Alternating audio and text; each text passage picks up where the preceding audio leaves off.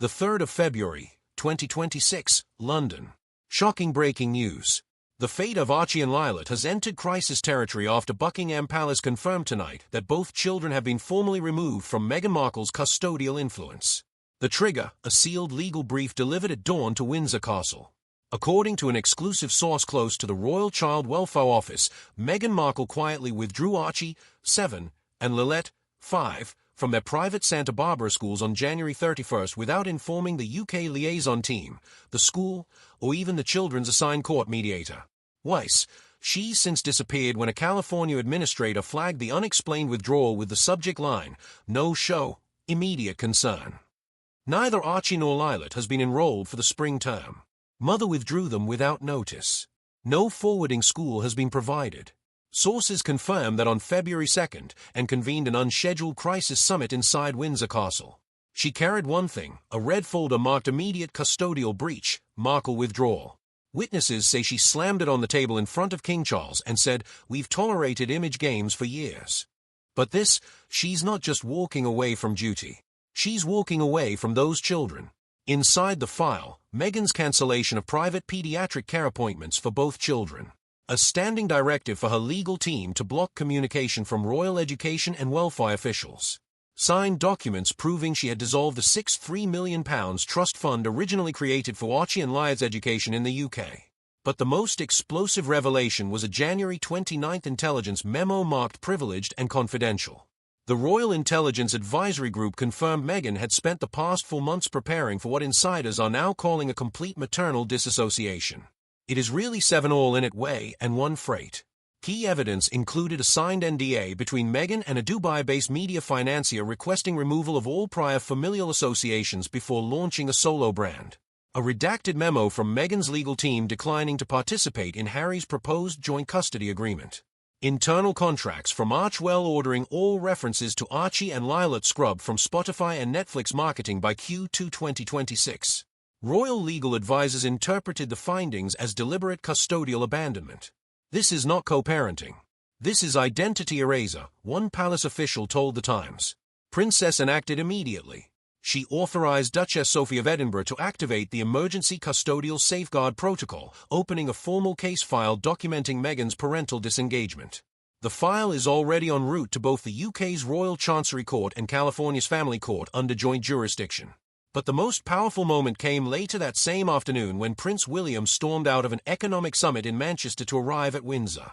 He was handed the same red folder. After reading the final page, he looked up and reportedly told the room, "This isn't about Meghan anymore. This is about the survival of 2 children emotionally, legally, and historically." He was every 7 for Mavid, quote. That night, William and Princess jointly ordered a full crisis briefing to be delivered to the Royal Advisory Council the next morning. Their goal, strip Meghan Markle of all custodial access, physical, symbolic, legal, to the children of Windsor bloodline. For the first time in royal history, the Crown was preparing to invoke structural guardianship over 2 minors, not to punish a mother, but to prevent royal children from being lost in a publicity war. At dawn on February 3rd, that plan went into action. Prince William, escorted by Lord Hargrave and Duchess Sophie, arrived at the Royal Legal Chamber. In a closed-door session, they presented a Level 1 emergency custodial crisis brief, accusing Meghan of calculated abandonment. At its core were 4 devastating pillars. Total withdrawal from parental, educational, and medical responsibilities. Secret plans to flee to non-Hague countries, including real estate talks in Doha and the Seychelles. Media erasure campaigns designed to strip Windsor from the children's public identity. Harry's current instability under probation with no housing or income fit for sole guardianship. At 10:20 a.m., Prince William invoked Appendix 4 of the Royal Succession Stabilisation Act, a clause unused since the abdication of King Edward VIII. In cases where royal minors are at risk of erasure or displacement, the Crown shall assume structural guardianship to ensure stability, heritage, and sovereign continuity. The Council vote, unanimous. What happened next would send irreversible ripples across every corner of Meghan's world and put the royal children back under the institutional protection of the Crown. Step 1. Passport freeze. Archie and Lilet's international travel rights suspended. No child can leave UK borders without dual authorization from the Princess Royal and the Crown's Child Welfare Council. Step 2. Image shield. All commercial usage of the children's names, likenesses, or Royal Sussex branding is frozen for 5 years under the Windsor Privacy Act of 2023. Step 3. The Royal Restoration Fund. William launches a £12 million trust to fund emotional recovery, private education, and reintegration care for both children. This isn't a royal statement. This is dynastic firewalling. And for Meghan Markle, the consequences are about to get catastrophic. When news broke that Meghan Markle had quietly withdrawn Archie and Wyatt from their California private school without explanation, the British royal household's internal crisis unit responded within hours. That action triggered a dormant legal mechanism not invoked since the early 1940s. The Royal Guardianship Protocol, a centuries-old safeguard allowing the Crown to assert custodial oversight when royal offspring face threats to their welfare or identity. Princess Anne, acting on behalf of the Crown's Child Welfare Committee, immediately ordered an emergency meeting at Sandringham. Present were senior palace legal advisers, Prince William, and a rare virtual appearance by Lord Alistair Pembroke of the Privy Council. The agenda: protecting the mental and emotional well-being of the children and establishing clear legal jurisdiction over their future. According to insider reports, Meghan's move was a calculated first step in an attempted media repositioning campaign.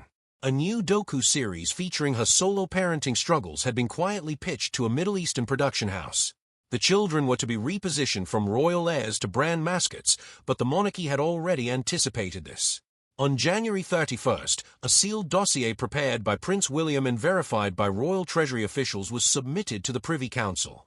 The contents included a full audit of Meghan's monetization attempts using the children's names, faces, and alleged royal upbringing for financial gain.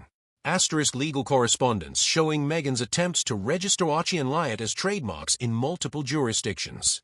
Risk metadata from PR firms linked to celebrity gifting suites, confirming upcoming branded baby product lines supposedly inspired by Princess Diana's legacy. That same evening, Princess Anne issued a statement. The House of Windsor will not tolerate the unauthorized commercial exploitation of children born into this institution, especially when it jeopardizes their safety and constitutional position. The repercussions were immediate. Banking regulators in the UK and Canada froze accounts associated with the MA holding structure, a shell company Meghan had established, allegedly named after the initials of Meghan Archulite, and he rumored to be an outside investor.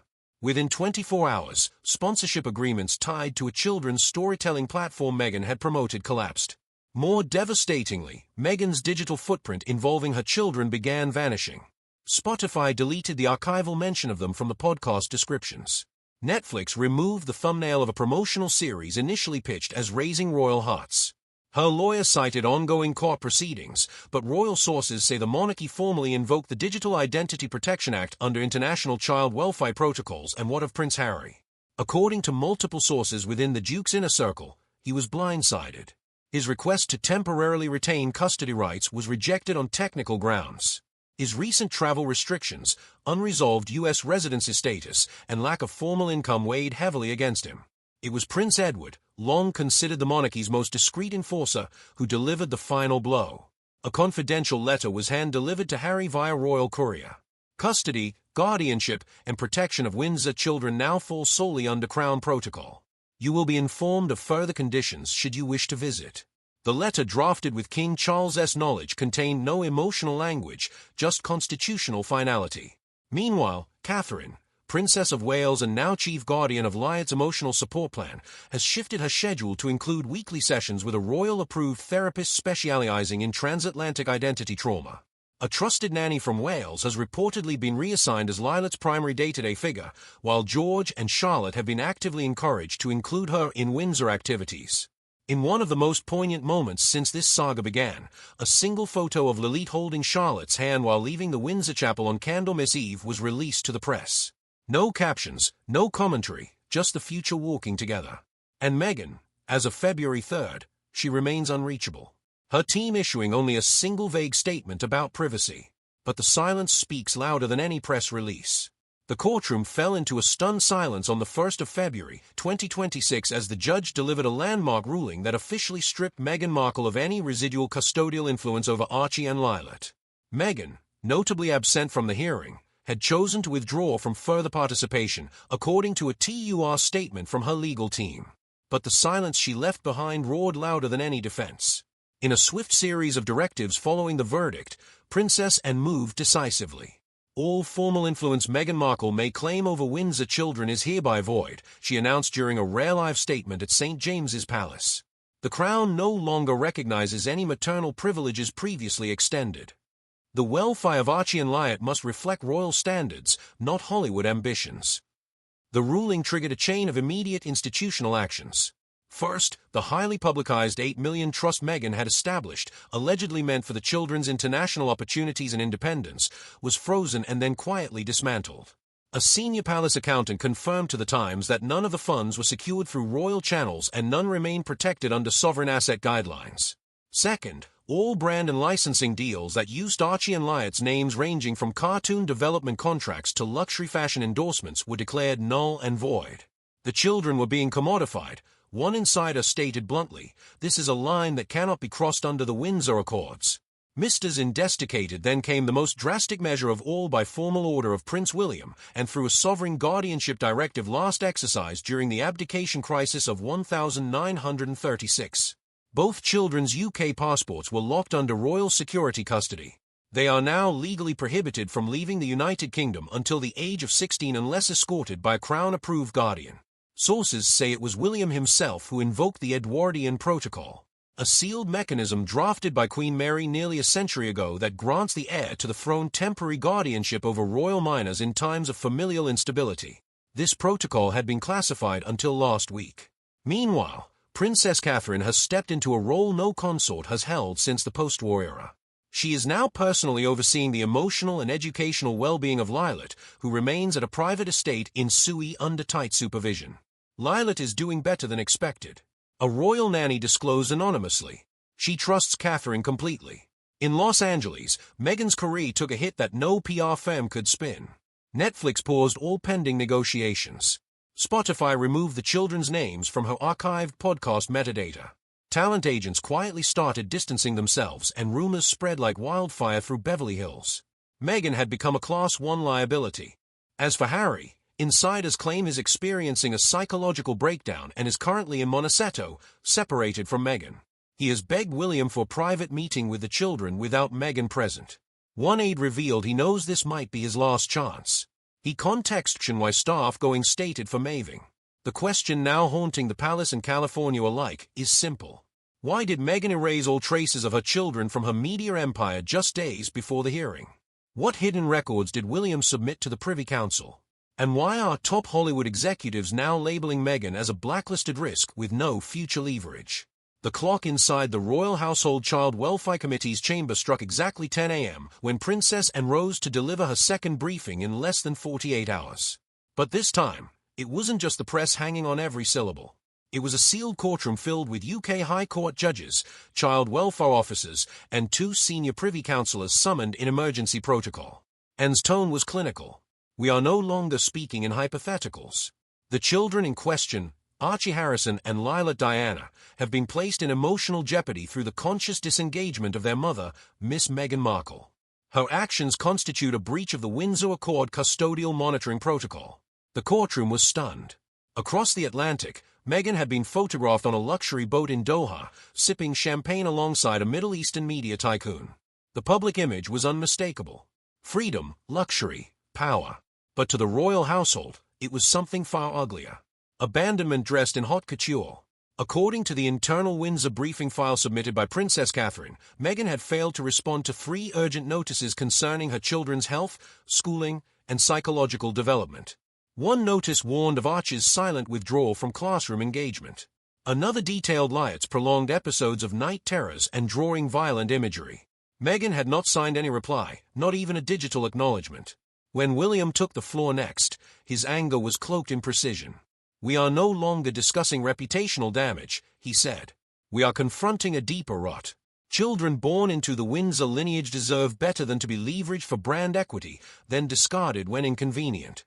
He then revealed a sealed affidavit authored by a former Sussex staffer detailing Meghan's internal comment just before her sudden withdrawal from parenting responsibilities. Let the Crown raise them. I have an empire to rebuild. That single sentence, now verified, became the emotional detonation point for the committee. In private, Prince Edward reportedly told close aides, "I've never seen William so livid. Not even after the Netflix ambush." This cut deeper. It was about George, Charlotte, Louis, too. He sees their future mirrored in Archie and Wyatt's crisis and is drawing the line. Back in California, Meghan's team remains silent. Her lawyer issued a cold technical statement rejecting the UK's interpretation of custodial negligence as non-binding under Californian family law. But that was a grave miscalculation. Princess and immediately coordinated with the Foreign Office to activate a bilateral family protection clause embedded in the post-Brexit Windsor Convention. The clause seldom invoked allowed for a protective guardianship decree to be issued without parental consent should a British royal child be at demonstrable risk abroad. And on February 3, 2026, that clause was signed by King Charles III, Prince William, and Princess Anne in triplicate. It was done effective immediately. The British Crown had assumed primary custodial guardianship over Archie and Wyatt, bypassing Meghan Markle's parental authority under an international emergency clause. The final stroke came in the form of a private jet chartered by the UK Foreign Office quietly landing at Santa Barbara Airport. The mission was titled Operation Dandelion. The flight's manifest listed 2 child welfare officers, a royal legal envoy, and a pediatric trauma specialist. Their purpose: document conditions, ensure legal compliance, and begin a delicate extraction process should it come to that. Meanwhile, Meghan's inner circle was imploding. Tyler Perry, long viewed as her protector, reportedly demanded answers. "Why didn't you tell me about the notices from the palace?" he asked in a now-deleted voicemail that leaked within hours. In London, Oprah distanced herself as well, allegedly furious that her name was still being used to justify parenting decisions. Even Spotify insiders hinted that Meghan's 2026 podcast pitched as a redemption arc was quietly pulled from production after backlash from early focus groups describing her tone as insincere, maternal in branding, only and intellectually disengaged. Meanwhile, the children remained silent but not unseen. A new photograph quietly released by Kensington Palace showed Prince Louis and Princess Charlotte sitting with Wyatt in Windsor's enclosed rose garden. The caption simply read, "Family endures." It wasn't flashy, but it was surgical.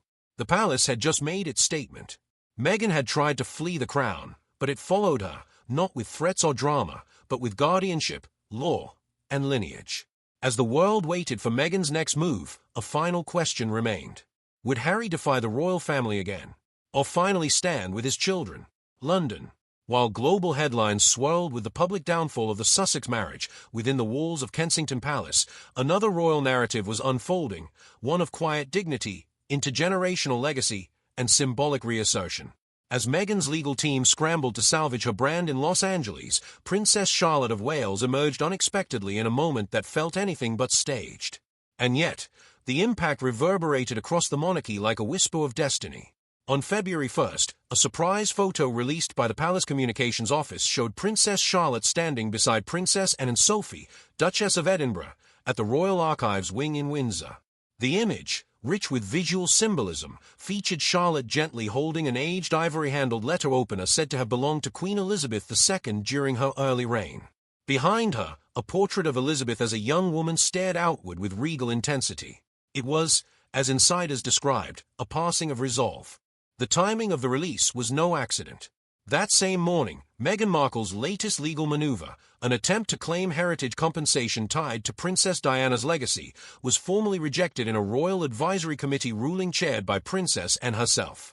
The ruling stated in precise legal terms that no person shall leverage the institutional memory of Diana, Princess of Wales, for commercial restitution without express authorization from the sovereign, nor may such claims be derived from marriage alone. End quote. Adians of the Seven with works of the Seven. The rejection was a clean blow executed with precision without public cruelty, but devastating in implication. Meghan, according to entertainment media outlets in Los Angeles, was furious and blindsided, having expected at least a soft compromise from King Charles. But sources confirmed the king had fully backed Anne's position, citing Her late Majesty Queen Elizabeth's 2020 Memorandum on Emotional Claims, a confidential document prepared before the Platinum Jubilee, which outlined future protections against unauthorized legacy appropriation. Back in Windsor, the image of Charlotte quickly gained viral traction. Royal watchers noted that this was the first time she had been publicly associated with a historic royal duty. But what made it even more significant was the presence of Princess Anne Elizabeth's most trusted enforcer and Sophie, the palace's quiet strategic mind. The three women formed a generational triangle. One who had preserved the crown through crisis, one who had reinforced it through modern discipline, and one being gently prepared to one day protect it anew. A palace source told The Times, Princess Charlotte will not grow up watching the monarchy be dismantled by opportunism. That is a core tenet of the Queen's final years, and Catherine and William have vowed to uphold it. But the emotional centerpiece of this symbolic day came later in the afternoon when Princess Catherine, still recovering from a recent medical procedure, appeared briefly with Charlotte on a palace balcony during a children's charity award ceremony. Dressed in a soft navy coat and wearing the late Queen's sapphire brooch, Catherine placed one hand gently on Charlotte's shoulder, then stepped back, allowing her daughter to receive a small floral tribute from one of the children. It lasted only 15 seconds, but it said everything. Meanwhile, Meghan's legal counsel filed a revised petition in California Superior Court requesting increased allowances for transitional lifestyle protections, citing unprecedented psychological pressures linked to royal abandonment. But by then, the British public had already made up its mind. The Sussex separation was no longer a royal tragedy. It was a royal resolution. Online forums, morning television segments, and UK tabloids lit up with a clear contrast. Meghan was still negotiating for optics. The royal family was investing in permanence.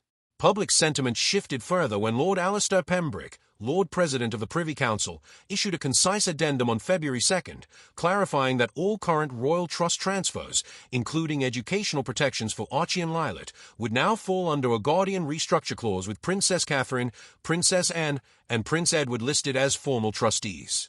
It was in effect a full institutional shift of responsibility away from the Sussex line. One observer wrote in The Telegraph, "The Crown is not punishing Harry and Meghan. It is simply correcting its coordinates." Back in the US, Harry reportedly refused a scheduled appearance at a veteran symposium in Arizona, citing unresolved legal trauma. Meghan, however, was seen filming promotional content for a rumored solo lifestyle series titled Reclaiming Grace. A move immediately ridiculed in British media as a desperate grasp for aesthetic redemption. Hes in decide hemstand. But as the sun set over the palace on February 2nd, the message was clear. The future of the monarchy now rested on three principles: responsibility, stewardship, and legacy. And that future had a face. It was the young girl in Windsor holding an ivory-handled blade of paper and memory guided by women who knew the cost of survival. Windsor Castle, the 1st of February, 2026. Amid a week of escalating fallout from the official confirmation of Meghan Markle and Prince Harry's separation, Princess Catherine and her daughter Princess Charlotte emerged at a St. David's Trust charity event unannounced, unguarded by pomp, but impossible to ignore. The symbolic significance was immediate. While Meghan was being questioned over her use of luxury branding tied to royal motifs, and Harry was reportedly unreachable in Oregon, the Princess of Wales appeared radiant yet resolute in a crimson wool coat, an echo of Queen Elizabeth II's quiet strength in times of institutional crisis. But it was Charlotte who stole the moment. Carrying a small hand-stitched journal with the word hope embroidered in gold, the young princess briefly stepped forward during the press line and with an unmistakably firm tone, said, "We are not currency. We are not stories for sale." The remarks stunned the media line. No royal child in recent memory had spoken with such clarity in public. Palace aides, visibly shaken, but instructed not to intervene, confirmed minutes later that Catherine had approved Charlotte's statement. This quiet rebellion, poised and devastating, was Catherine's clearest statement yet on the weaponization of Archie and Lilet in recent months. For years, the Wales family had resisted public responses to Meghan's various emotional appeals, but the line had been crossed, and it had been crossed with children. Hours later, a senior royal source confirmed that Princess Catherine had drafted a private memorandum, now circulating among constitutional advisers and child welfare committees, titled The Safeguarding Doctrine.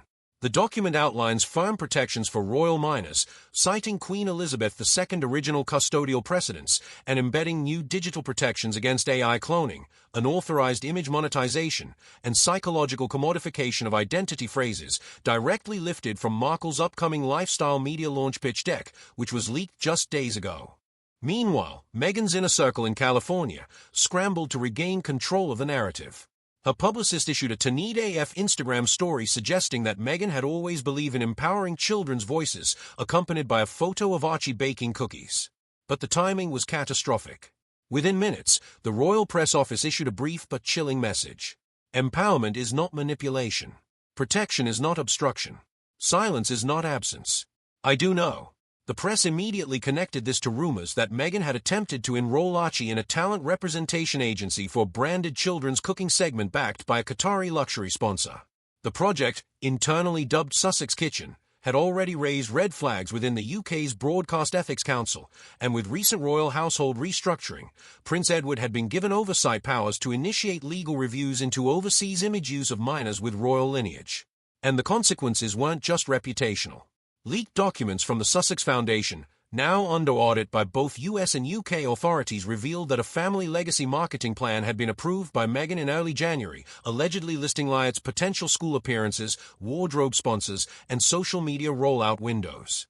Princess and, characteristically blunt, told reporters during a visit to the National Trust archives, "There's no brand rollout for children. There's no press calendar for dignity. I won't allow it." Within hours, the Palace Child Welfare Committee held a closed-door vote. A majority led by Anne, William, and Sophie approved emergency provisions granting Prince William temporary joint oversight of Archie and Lylett's privacy management until a California family court resolved Meghan and Harry's parental custody status. For the first time, the monarchy invoked non-consensual image clause rights outlined in the updated 2023 Royal Privacy Act, effectively preventing Meghan from using her children in any promotional or monetized content, even indirectly. The Hollywood reaction was swift and defensive. An executive at Archwell Productions, speaking anonymously, claimed that Meghan is being scapegoated because the monarchy is losing the digital war. But behind closed doors, brands began pulling back. A fragrance deal for Meghan's personal brand was placed on indefinite hold. A major tech partner paused negotiations on her AIEL content tool, Mindframe, citing reputational risk. Meanwhile, Princess Charlotte's short statement began circulating globally, translated into 22 languages within 48 hours. The Royal Communications Office has not issued an official follow-up, but insiders say Catherine instructed staff to let it breathe on its own, and so it did.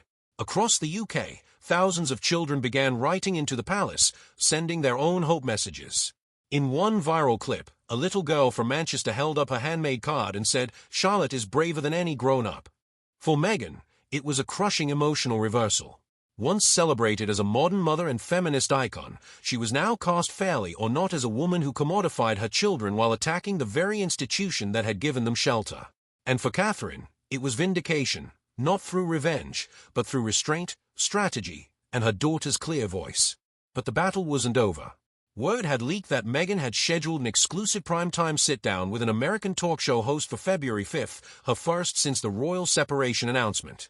What would she say? Would Harry appear? And would the monarchy finally move to assert full custodial authority? The 2nd of February, 2026. The final royal bulletin arrived at 9:06 p.m. Greenwich Mean Time, sealed with the insignia of the Lord Chancellor's Court and co-signed by the royal household. It read only one line. The Crown has resolved custodial dominion under royal guardianship protocols. With that, all legal and parental rights Meghan Markle once wielded over Archie and Lilette were formally terminated. Princess Catherine has been granted full supervisory influence over the children's emotional and moral development in coordination with the Royal Child Welfare Council. The young royals will remain in the United Kingdom under constitutional care until they reach the age of 16. Meghan's £8 million trust was legally voided as a non-sanctioned fund. Her entertainment-based licensing deals involving the children's names were frozen pending legal audit. Hollywood disowned her.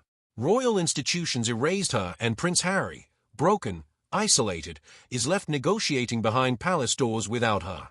The Markle era, it seems, has reached its last breath.